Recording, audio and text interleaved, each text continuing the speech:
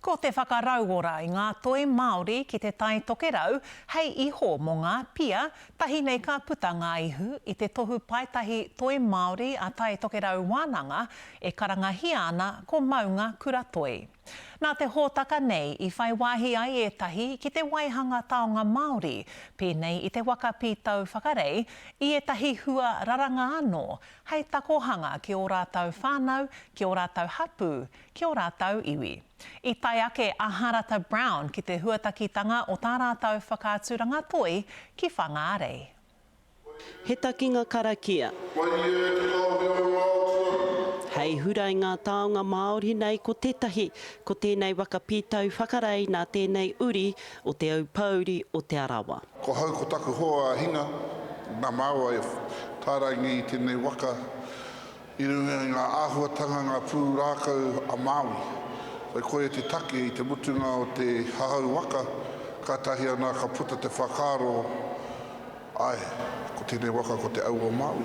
He hihi anō hai mōna te whakamutu i tētahi tohu paitahi, hei kīnaki ki ana tau kone atu i te kau, e whakatere waka, e tārai waka Māori ana.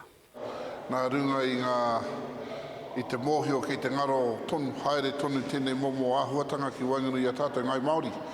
So ki te hakahono rea nui a tā heke nuku mai, me rātou mako a whetūrangitia. Ko tā te uri nei o te kapotai he aro ki te whare pora, hei whakarauora i ngā taonga raranga ki roto o tōna wā kāinga o Waikare. We don't have any taonga, so taonga I'm talking about tukutuku or whakairo.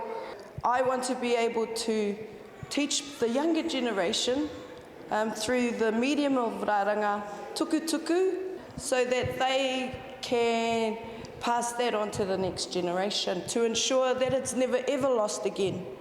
Hei koha hoki ki tāna ake, pāhara keke. The mahi here represents my children and they were made specifically for them and each medium is about the individual.